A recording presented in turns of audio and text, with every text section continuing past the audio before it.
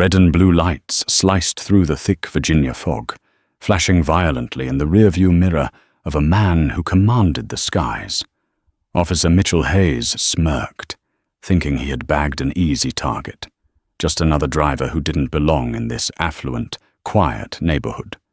He had no idea the man sitting calmly behind the wheel possessed security clearances the president himself relied on.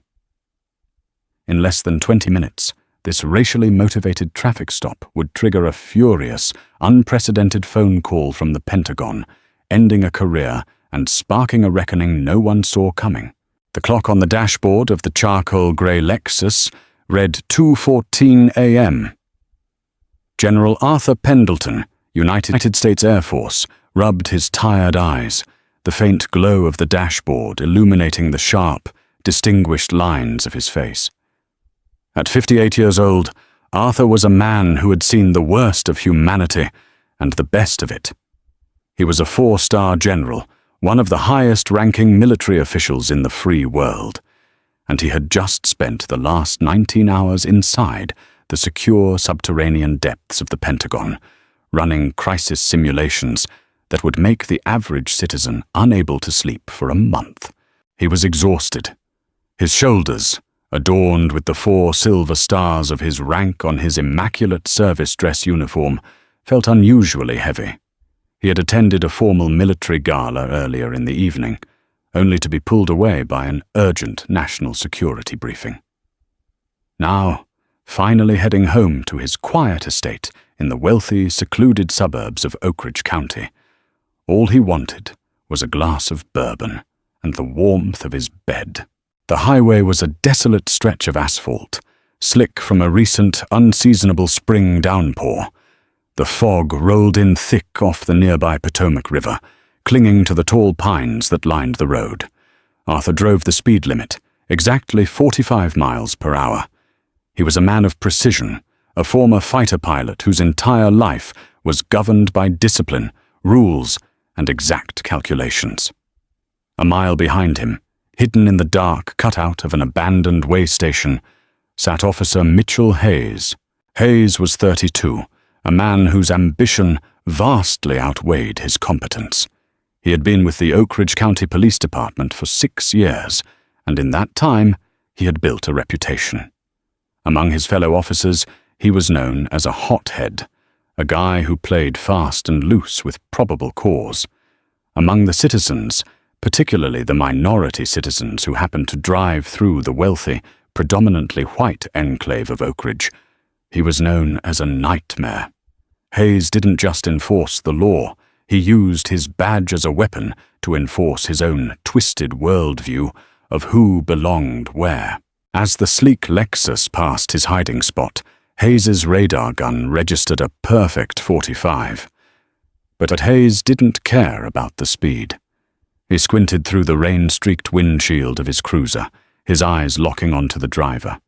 The street lights overhead flickered, casting just enough light for Hayes to see a black man behind the wheel of a vehicle that retailed for over $100,000. Hayes felt that familiar, ugly tighten in his chest.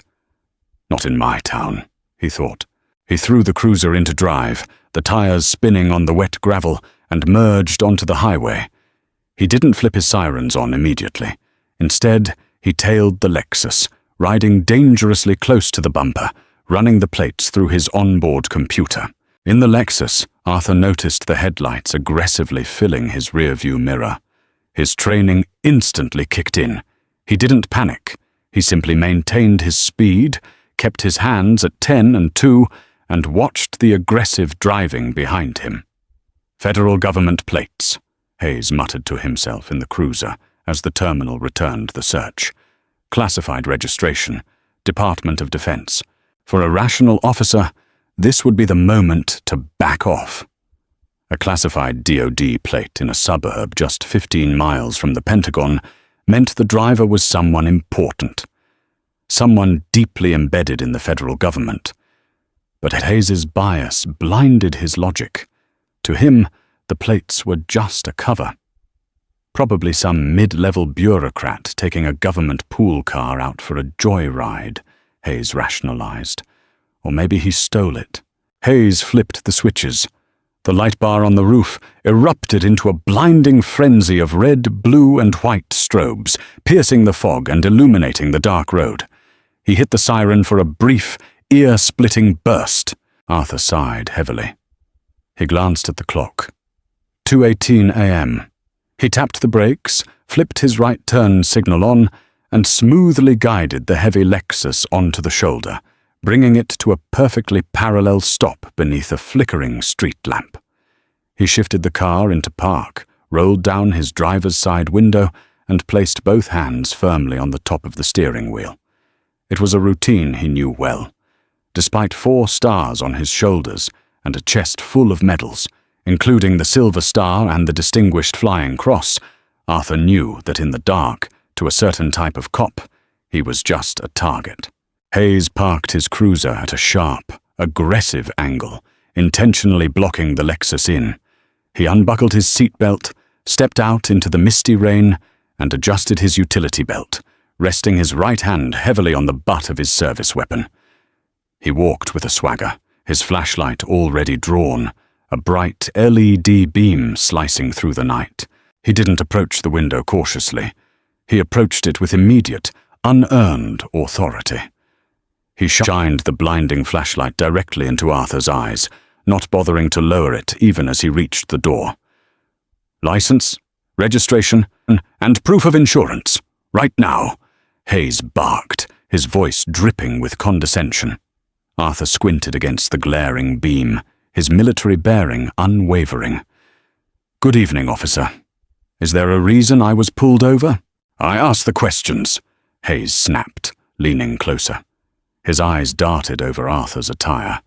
He saw the dark blue jacket, the epaulets, the ribbons, but his prejudice was a thick filter, blocking out reality. He didn't see a commanding officer. He saw a costume. I said, "License and registration, and keep your hands where I can see them."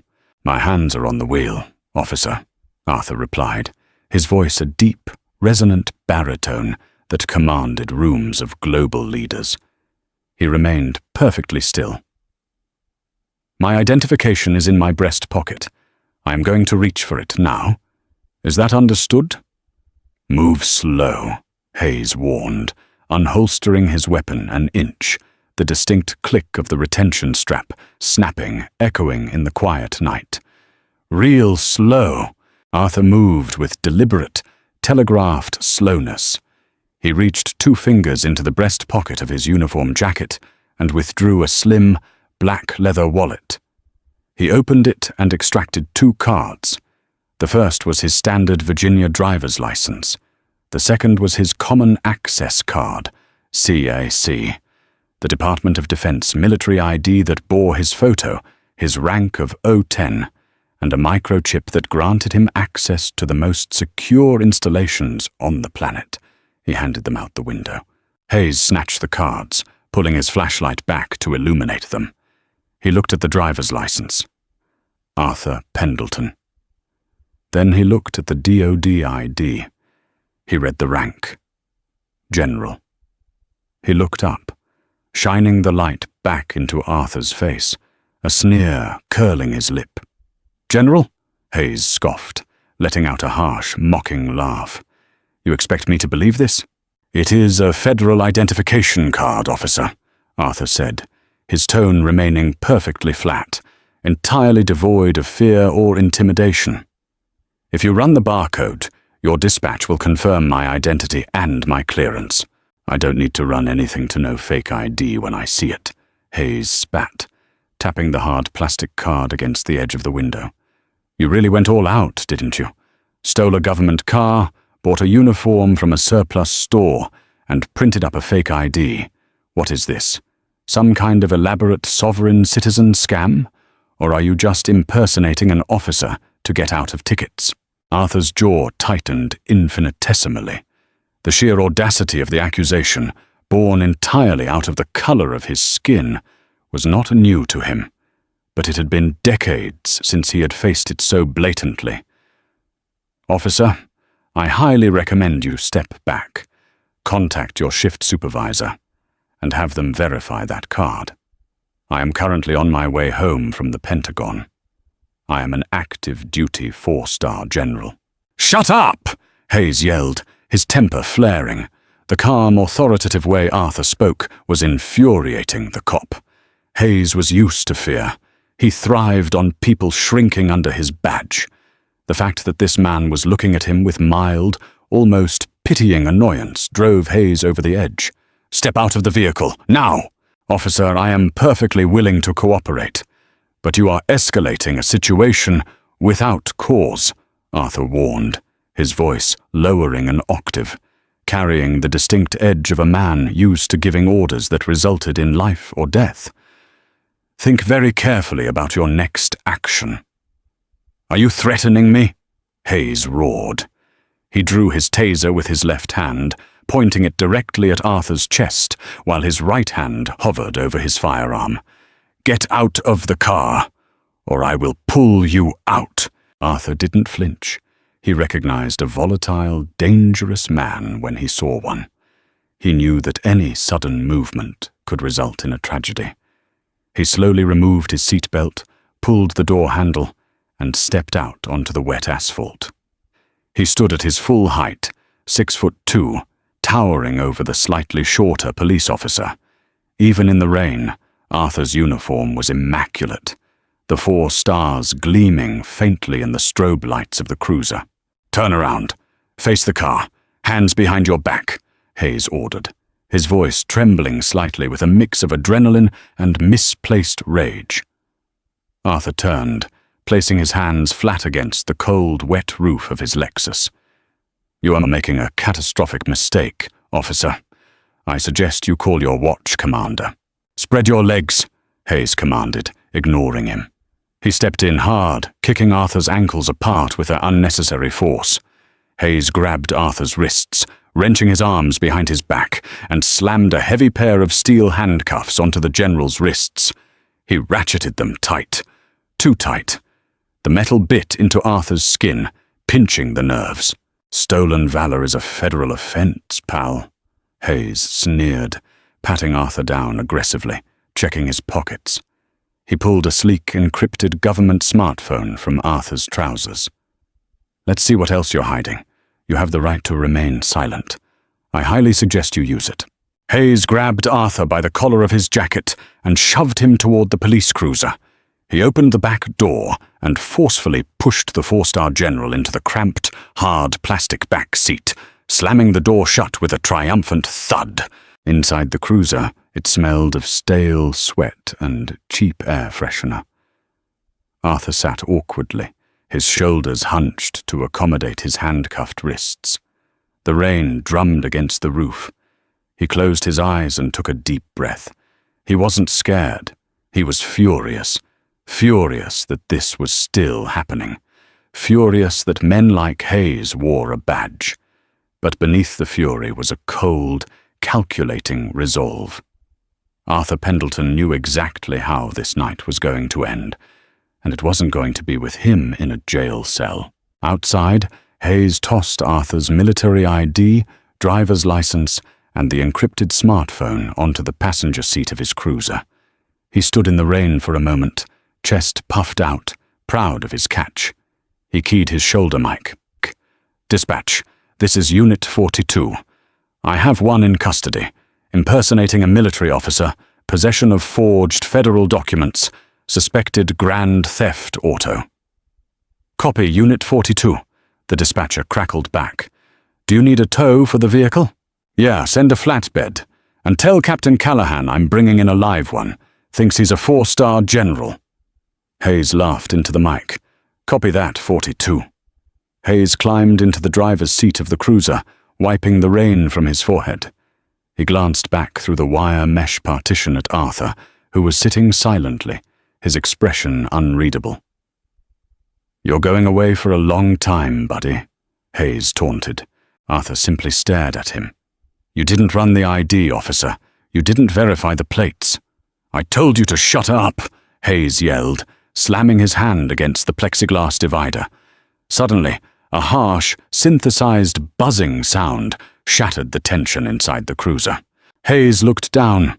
On the passenger seat, the confiscated smartphone was lighting up. It wasn't a standard ringtone.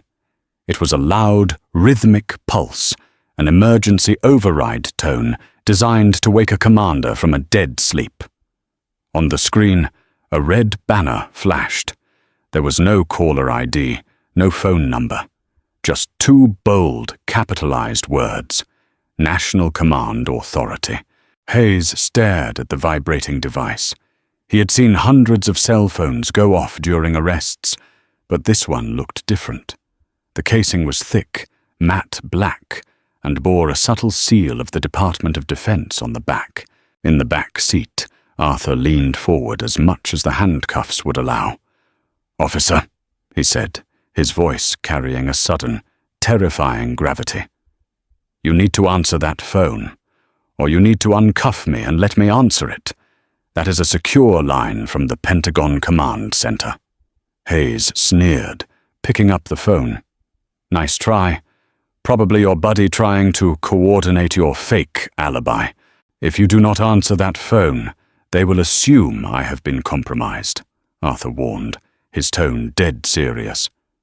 "They will track the GPS, and they will scramble an armed response team to this exact location in less than 5 minutes. I am not joking with you, son. Answer the phone."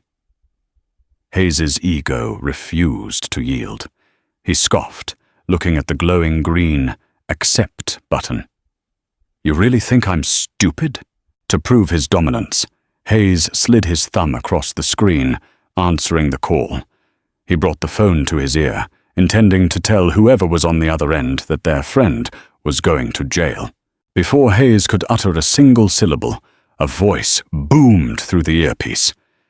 It was a voice that possessed more authority in a single breath than Hayes had encountered in his entire life. It was Lieutenant General David Croft, the director of the Joint Staff, and he was currently standing in the center of the National Military Command Center, surrounded by screens displaying global troop movements. "Arthur, we have a localized breach at the Cheyenne Mountain Complex. Threat level Bravo. I need your authorization to initiate protocol." Hayes blinked, momentarily thrown off by the intense military jargon. He recovered his arrogant swagger. "Listen up, buddy. Arthur isn't available right now. He's currently in the back of my squad car under arrest for impersonating a federal officer and forged documents. So whatever little game you guys are playing, it's over." There was a pause on the other end of the line. It was a heavy, suffocating silence. A silence that felt less like a conversation pausing and more like a bomb arming. When Lieutenant General Croft spoke again, the frantic energy of a crisis had vanished, replaced by an absolute, freezing rage. "Who the hell is this?" Croft demanded, his voice dropping to a dangerous whisper. "This is Officer Mitchell Hayes, Oak Ridge County Police Department." "And you are?" "Officer Hayes," Croft said slowly, enunciating every syllable as if speaking to a child. "You are speaking on a Tier 1 encrypted channel to the Director of the Joint Staff at the United States Pentagon. The phone you are holding belongs to General Arthur Pendleton, the Commander of United States Strategic Command. He is the man responsible for the nuclear arsenal of the United States of America." Hayes felt a cold bead of sweat roll down the back of his neck, despite the heater running in the cruiser. He glanced in the rearview mirror at the quiet, stoic black man in his back seat. The man in the flawless uniform. "Look, I don't know what kind of scam—" "Shut your mouth and listen to me very carefully," Croft roared, the volume so loud Hayes had to pull the phone away from his ear. "You have exactly 30 seconds to uncuff General Pendleton, hand him this phone, and step away from him. If you do not, I will consider the commander of Stratcom to be a victim of kidnapping, and I will dispatch a federal hostage rescue team to your exact GPS coordinates to neutralize the threat. Do you understand what I am telling you, officer?" The blood drained from Hayes's face, his bravado shattered like thin glass. He looked down at the military ID sitting on his passenger seat. He picked it up with a trembling hand, flipping it over, seeing the intricate, holographic federal seals that no amateur could ever forge. I... Hayes stammered, his throat suddenly bone dry. 20 seconds, Officer Hayes. You are committing a federal felony. Hand him the phone. Across town, at the Oak Ridge County Police Precinct, Captain Robert Bob Callahan was pouring his third cup of awful breakroom coffee. It was a quiet graveyard shift, right up until the red emergency phone on the dispatcher's desk, a line directly wired to federal agencies for emergency coordination, began to ring with a piercing shriek. Callahan rushed out of the break room. The dispatcher, a veteran named Sarah, picked it up. She listened for 3 seconds, her face turning pale white.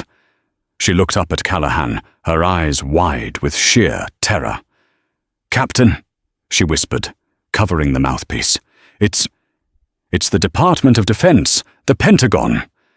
Callahan frowned, walking over and taking the receiver. "This is Captain Callahan." "Captain Callahan," a stern, clipped voice stated. "This is Deputy Secretary of Defense Thomas Arrington. One of your officers, a Mitchell Hayes, has just unlawfully detained a 4-star military general on Route 50. He has confiscated secure communications equipment during an active national security incident." Callahan felt the floor drop out from underneath him. "Excuse me? Mr. Secretary, there must be some mistake. Officer Hayes just called in a suspect for impersonating an officer." "There is no mistake, Captain," Arrington barked over the line. "Your officer has unlawfully arrested General Arthur Pendleton. I have military police units and federal agents scrambling to that location right now. If your officer harms one hair on the general's head, I will have the FBI dismantle your entire department brick by brick. You get Hayes on the radio right now, and you tell him to release that man." "Yes, sir. Immediately, sir," Callahan said, his heart hammering against his ribs. He slammed the phone down and lunged for the dispatch console. He slammed his fist onto the primary broadcast button. "Unit 42, Unit 42, this is Captain Callahan. Respond immediately." Back on the foggy stretch of Route 50, Hayes heard his radio crackle with his captain's frantic voice, mirroring the angry voice still shouting from the secure phone in his hand. Hayes was paralyzed. The reality of what he had done, the sheer magnitude of the mistake he had made, based entirely on his own bigoted assumptions, crashed down on him like a collapsing building. He looked through the wire mesh at General Pendleton. Arthur met his panicked gaze through the rearview mirror. "I told you, son," Arthur said quietly, the authority in his voice absolute. "You were making a mistake." The flashing red and blue lights of Officer Mitchell Hayes's cruiser, which only moments ago felt like the triumphant glow of absolute authority, now seemed like warning beacons of his impending doom. The radio on his dashboard continued to scream, Captain Callahan's voice growing more frantic with every unanswered broadcast. In his right hand, the encrypted military phone was still live, the terrifying voice of Lieutenant General David Croft waiting for compliance. "Hayes!" Callahan's voice roared from the radio, cracking with static and panic. "Acknowledge immediately. Do not touch that man. Step away from the vehicle." Hayes felt the air leave his lungs. He was trapped between the screaming radio and the deadly silent threat on the phone. His hands began to shake uncontrollably. He looked back at General Arthur Pendleton, who sat with the perfect, rigid posture of a man completely unbothered by the cramped confines of the police cage. "Oh, okay," Hayes stammered into the secure phone, his voice cracking into a pathetic whine. I'm opening the door."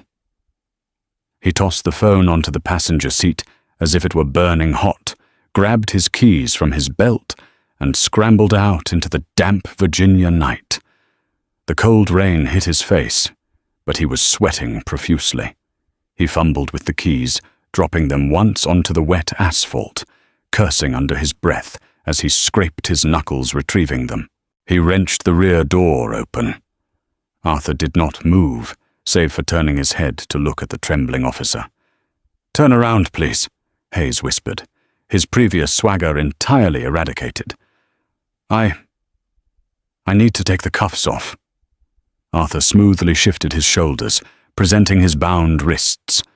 Hayes inserted the key. His hands were shaking so violently that it took him 3 attempts to catch the locking mechanism.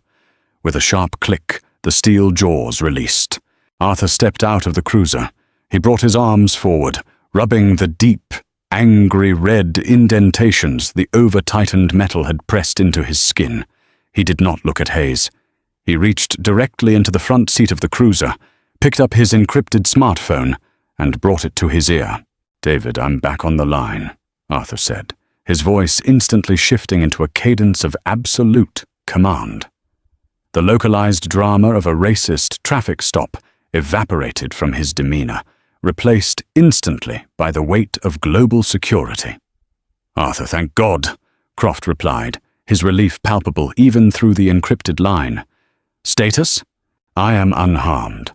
The localized situation is being resolved," Arthur stated flatly, his eyes locking onto Hayes, who was currently backing away, his hands raised in a placating, terrified gesture. "Give me the brief on Cheyenne Mountain."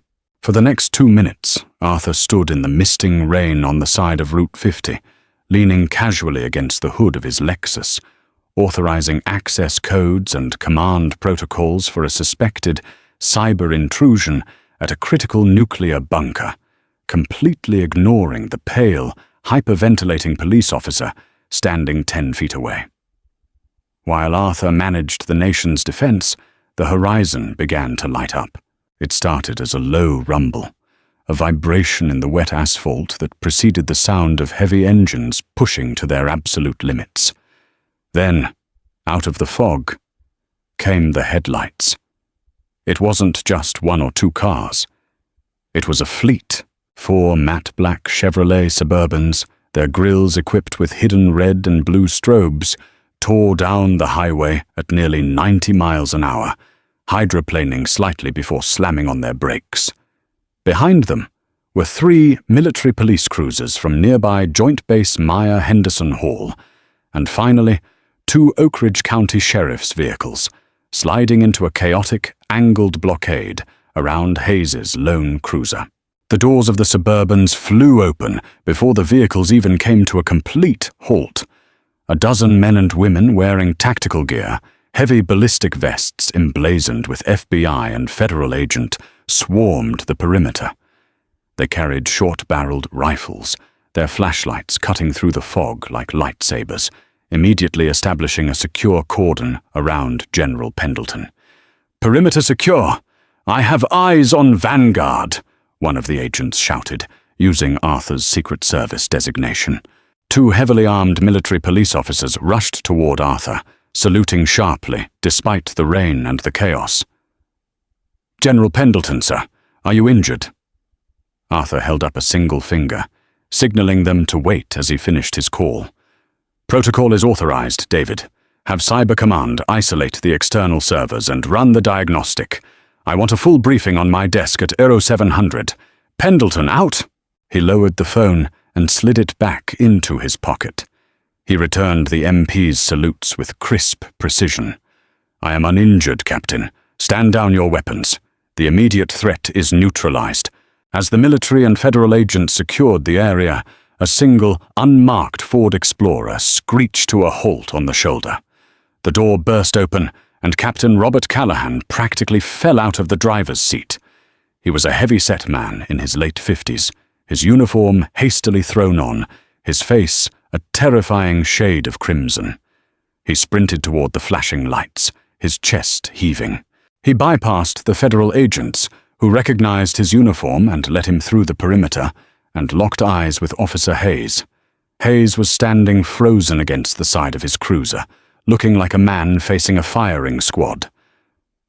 "Hayes, you stupid, arrogant son of a—" Callahan began to bellow, but his voice caught in his throat as he turned and fully took in the sight of General Arthur Pendleton.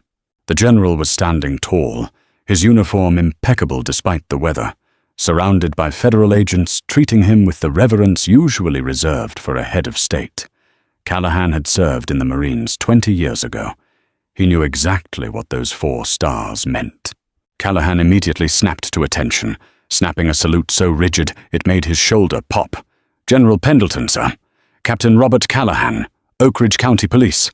Sir, I do not have the words to express my profound apologies for this catastrophic breach of protocol and common decency."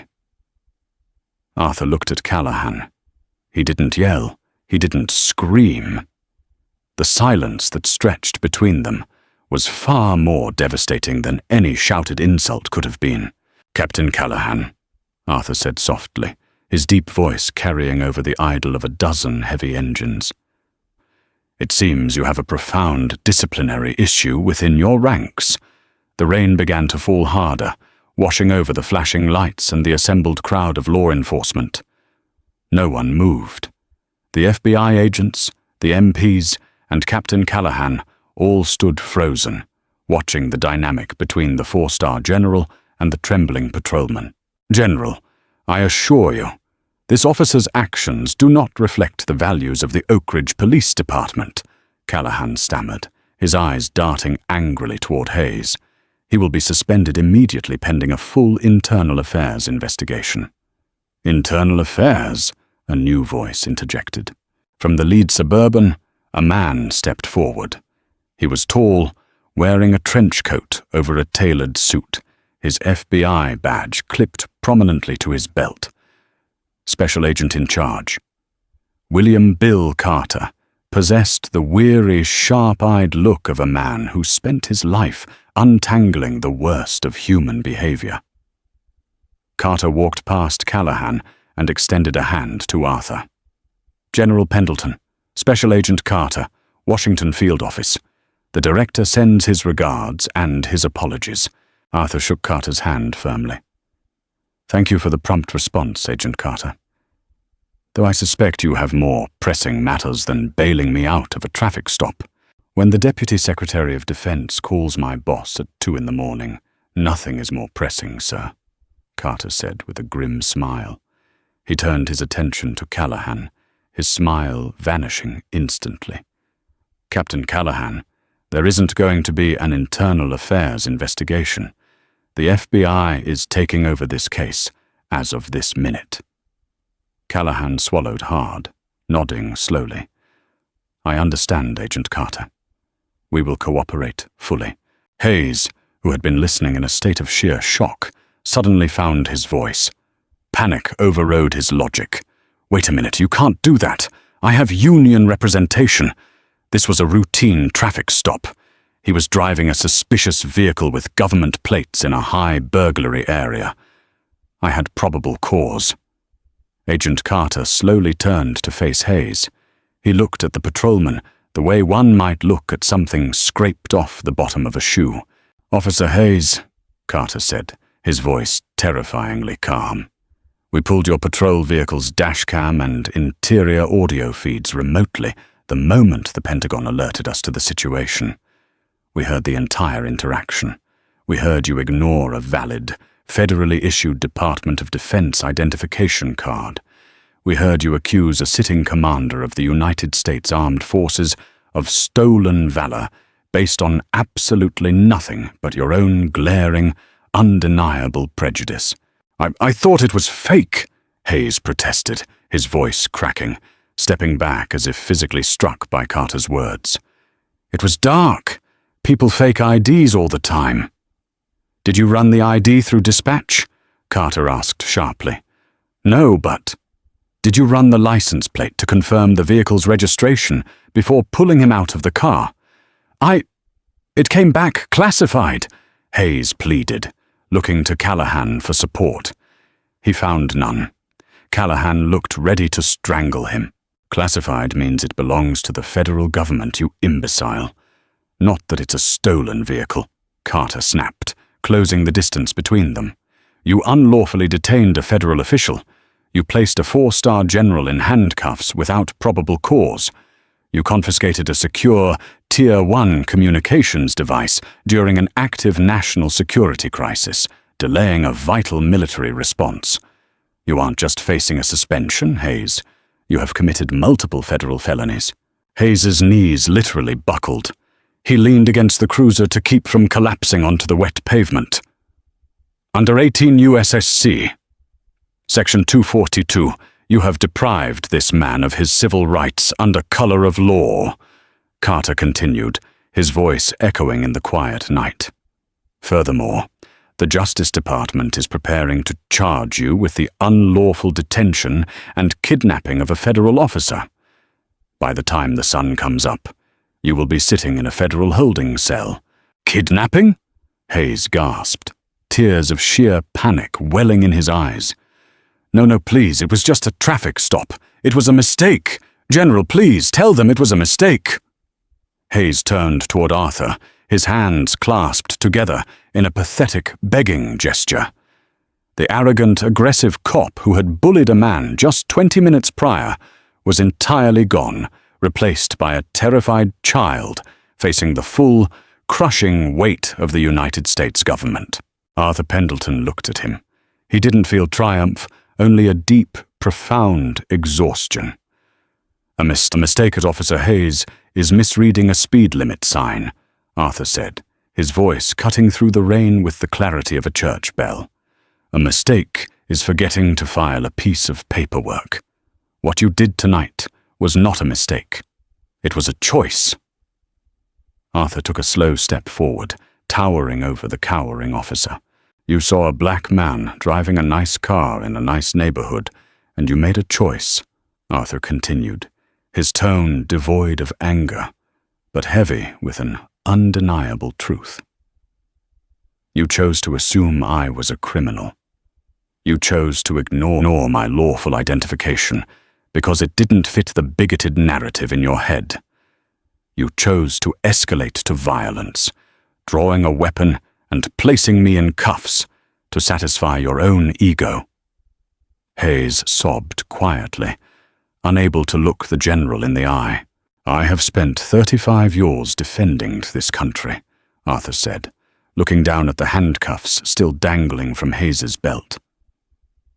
I have buried men and women who died for the Constitution you swore an oath to uphold. You wear a badge that represents the trust of your community. Tonight, you proved that you are entirely unworthy of that trust and unworthy of that uniform. Arthur turned away from Hayes, dismissing him completely. He looked at Captain Callahan. Captain, relieve this man of his duty, Arthur ordered quietly. Callahan didn't hesitate. He marched up to Hayes. Officer Mitchell Hayes, you are immediately terminated from the Oak Ridge County Police Department. Hand me your weapon, your badge, and your duty belt, right now. With shaking, uncoordinated hands, Hayes unbuckled his heavy leather gun belt, letting it drop into Callahan's waiting hands. He reached up, unpinning the silver badge from his chest, the badge he had wielded as a weapon for 6 years, and handed it over. As soon as the badge was removed, 2 FBI agents stepped forward. One of them grabbed Hayes's wrists, wrenching them behind his back with the exact same forceful, aggressive motion Hayes had used on the general just half an hour earlier. Mitchell Hayes, you're under arrest for the violation of federal civil rights statutes and the unlawful detention of a federal officer, the agent recited coldly, the sharp click of the steel handcuffs locking around Hayes's wrists, echoing loudly. You have the right to remain silent. Arthur watched as the disgraced officer was shoved into the back of an FBI Suburban, the heavy door slamming shut, sealing his fate. Agent Carter walked back over to Arthur. We'll need a formal statement from you in the morning, General. But for now, my men will escort you home. Make sure you get there without any further interruptions. Thank you, Agent Carter, Arthur said, pulling his collar up against the chilling rain. I'd appreciate that. As Arthur walked back toward his Lexus, he looked at his wrists. The deep red marks from the handcuffs were already beginning to bruise. A stark, painful reminder that no matter how many stars were pinned to his shoulders, no matter how much power he held in the deepest bunkers of the Pentagon, there were still places in the country he had sworn to protect, where he was seen only as a threat. But tonight, he thought, as the engine of his Lexus roared to life, one of those threats had been permanently removed from the streets. By 7 a.m. the following morning, the sun was rising over the Potomac River, casting a brilliant golden light against the massive concrete walls of the Pentagon. Inside the E-ring, where the highest-ranking military officials commanded the armed forces, General Arthur Pendleton sat at his mahogany desk. He had changed into a fresh, pressed uniform. A steaming cup of black coffee rested next to a classified dossier regarding the localized cyber intrusion at Cheyenne Mountain, a threat that had been swiftly neutralized thanks to his authorization on the highway. To Arthur, it was business as usual. He had a nation to defend. But across the river, in a windowless interrogation room at the FBI Washington field office in Alexandria, former Officer Mitchell Hayes was experiencing the complete, catastrophic dismantling of his life. Hayes sat at a metal table, still wearing the damp clothes from the night before, minus his belt and shoelaces. He looked utterly broken. The adrenaline had long since faded, replaced by the crushing, suffocating reality of federal custody. His hands trembled as he stared at the two men sitting across from him, Special Agent Bill Carter and a sharp-eyed assistant United States attorney named Thomas Harrison. "I don't understand," Hayes rasped, his voice hoarse from hours of panicking. "Where is my union rep? I demanded my union representative." Harrison, the federal prosecutor, calmly opened a thick manila folder and slid a single sheet of paper across the table. "Your union, the Oak Ridge Police Benevolent Association, issued this press release 45 minutes ago, Mr. Hayes. I'll summarize it for you. They have publicly disavowed your actions, permanently revoked your membership, and stated they will not provide a dime for your legal defense. You are entirely on your own." Hayes stared at the paper, the words blurring as tears of disbelief welled in his eyes. "They can't do that.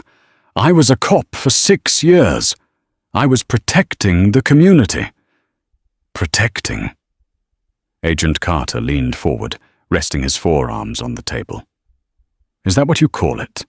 Because while you were sitting in a holding cell crying, my agents were busy executing a search warrant on your home and your personal electronics." Carter pulled a stack of printed screenshots from the folder and tossed them onto the table. They spread out, revealing private group chats, text messages, and forum posts. "We found a disturbing pattern, Mitchell," Carter said, his voice dripping with disgust. "Years of messages between you and a few other former officers. You had a game, didn't you? A points system for pulling over black and Hispanic drivers in Oak Ridge County. You targeted luxury vehicles. You fabricated probable cause. General Pendleton wasn't an anomaly. He was just the first victim who had the power to stop you." Hayes shrank back in his chair, his face turning a sickly shade of grey. That was just locker room talk, a stupid joke." "The Department of Justice doesn't find it funny," Harrison interjected, leaning back in his chair and adjusting his suit jacket. "We are charging you with multiple counts of violating 18 U.S.C. Section 242, deprivation of rights under color of law. Because we can prove a coordinated pattern of racial targeting, we are pursuing maximum sentencing guidelines." "Maximum?" Hayes whispered, his chest tightening. "How much time? For the civil rights violations?" 10 years, Harrison replied casually. Then the prosecutor's eyes narrowed, turning cold and merciless. "But that is the least of your problems, Mr. Hayes." Harrison pulled out another document. It bore the seal of the Department of Defense.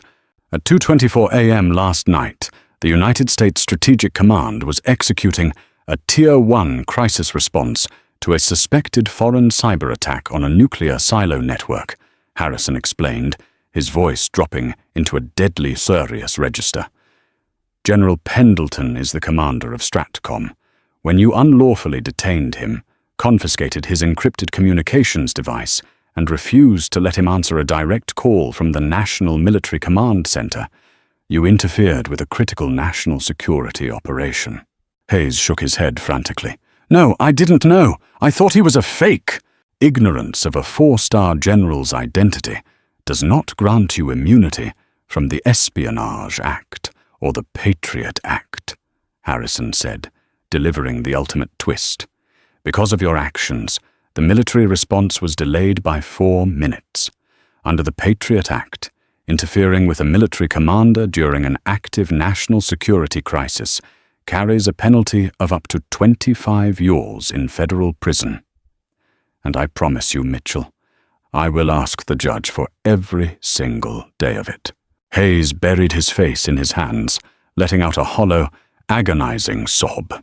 The power he had so brazenly abused just hours earlier had evaporated entirely, leaving him at the mercy of a justice system he had weaponized against innocent people for years. By noon, the story broke. It didn't just make the local news, it exploded across national and international headlines. Racist cop arrests 4-star general, Pentagon responds. The Oak Ridge County Police Department was turned inside out. The Department of Justice announced a sweeping, immediate probe into the entire precinct. Captain Robert Callahan was forced into early retirement, and 3 other officers implicated in Hayes's text messages were fired and indicted by the end of the week. The wealthy, insulated bubble of Oak Ridge was shattered, forced to reckon with the rot festering within its own law enforcement. 9 months later, the media circus had culminated in the austere, mahogany-paneled courtroom of the United States District Court for the Eastern District of Virginia. Mitchell Hayes sat at the defense table, unrecognizable from the arrogant, puffed-up patrolman he had once been. He wore a baggy, faded orange jumpsuit with "Federal Inmate" stamped across the back. His hair was thinning, his posture slumped, his eyes hollow and downcast. He had pleaded guilty. Going to trial against the federal government, the FBI, and the Department of Defense was a suicidal move. Today was sentencing. The courtroom was packed. Dozens of reporters occupied the back benches, pens ready. In the front row sat several people who had been previous victims of Hayes's racially motivated traffic stops, watching eagerly as the scales of justice finally tipped in their favor. The heavy wooden doors at the back of the courtroom swung open, and a hushed silence fell over the gallery. General Arthur Pendleton walked down the center aisle. He wore his pristine service dress uniform, the 4 silver stars gleaming under the courtroom lights, rows of colorful ribbons decorating his chest. He walked with the slow, measured grace of a man entirely in control. He did not look at Hayes. He approached the podium facing the judge's bench. Federal Judge William Bradley, a stern-faced man in his late 60s, looked down at the general with a nod of deep respect. General Pendleton, the court recognizes your right to deliver a victim impact statement before sentencing. You may proceed. Thank you, Your Honor, Arthur said. His deep, resonant baritone filled the silent room, requiring no microphone. Arthur looked at the judge, then slowly turned his gaze toward the defense table, locking eyes with Mitchell Hayes. Hayes tried to hold the general's gaze, but physically couldn't. He looked down at his shackled hands, ashamed and destroyed. I have spent my entire adult life in the service of this nation, Arthur began, his voice steady and calm. I have ordered men and women into combat. I have seen the terrible cost of freedom. The uniform I wear and the badge the defendant used to wear represent the exact same core principle, a promise to protect the people of the United States. Arthur gripped the edges of the podium. Power without accountability is not authority. It is tyranny. On the night of April 14th, Mr. Hayes did not act as a protector. He acted as a tyrant. He saw the color of my skin and decided that I was less than a citizen, less than a human being, deserving of basic constitutional rights. He weaponized the law to enforce his own bigotry. A heavy emotional weight settled over the courtroom. Even the court stenographer seemed to pause for a fraction of a second. I survived that encounter because of the rank on my shoulders and the federal agencies mobilized to intervene, Arthur continued, his voice echoing with profound gravity. But I ask this court to consider a terrifying reality. What if I hadn't been a four-star general? What if I had been a young man driving home from a late shift? What if I had been a father driving his children? How many lives has this man destroyed in the dark, where no federal agency was listening? Arthur turned back to the judge. The defendant endangered national security, yes, but his greater crime was fracturing the trust between law enforcement and the public. I ask that this court issue a sentence that reminds every individual wearing a badge that the law applies to them, fully and without exception. Thank you, Your Honor. Arthur stepped away from the podium and took his seat in the front row. Judge Bradley adjusted his glasses and looked down at Hayes, his expression one of absolute contempt. "Mitchell Hayes," Judge Bradley said, his voice cracking like a whip, "you took an oath to uphold the Constitution, and instead you used your badge as a shield for your own racial hatred. You humiliated citizens, you endangered a military commander, and you disgraced the uniform of law enforcement."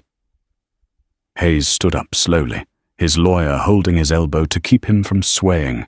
On the charges of deprivation of civil rights and interference with federal military operations under the Patriot Act, the judge declared, striking his gavel, "I sentence you to 18 years in a maximum security federal penitentiary. You will not be eligible for early release. Officers, remand the prisoner to custody." Hayes let out a muffled gasp, his knees buckling. Two U.S. Marshals stepped forward, grabbing him roughly by the arms and dragging the sobbing former cop toward the side door. In less than a year, Hayes had gone from the apex of unearned power to a federal inmate with a nearly 2-decade sentence ahead of him. Outside the courthouse, the Virginia sun was shining brightly. General Arthur Pendleton walked down the wide granite steps, adjusting his service cap. Reporters shouted questions, camera flashes went off, but Arthur simply gave a polite nod and kept walking. At the bottom of the steps, his black Lexus was waiting. It was the same car he had been driving that fateful night. A young Air Force staff sergeant stood by the rear door, snapping a sharp, perfect salute as the general approached. Arthur returned the salute, a faint, genuine smile crossing his face for the first time that day. He slid into the back seat. As the heavy door closed, shutting out the noise of the media and the chaos of the city, Arthur looked out the window. High above the skyline, a pair of F-22 Raptors roared across the blue sky, conducting a routine patrol over the capital. The skies were safe, the nation was secure, and today the streets were just a little bit safer too. True authority does not come from a badge, a gun, or the ability to instill fear. It comes from integrity, accountability, and the solemn duty to protect all people equally. Officer Mitchell Hayes let arrogance and blinding prejudice turn him into a tyrant, forgetting that nobody is above the law, especially not those sworn to enforce it. General Pendleton's quiet strength proved that true power doesn't need to shout to be heard, and justice, while sometimes delayed, can strike with absolute, devastating precision. If this story of accountability and justice resonated with you, please hit that like button, share this video with your friends, and subscribe to the channel for more incredible real-life stories. Drop a comment below. What would you have done if you were in the general's shoes? Let's get the discussion started.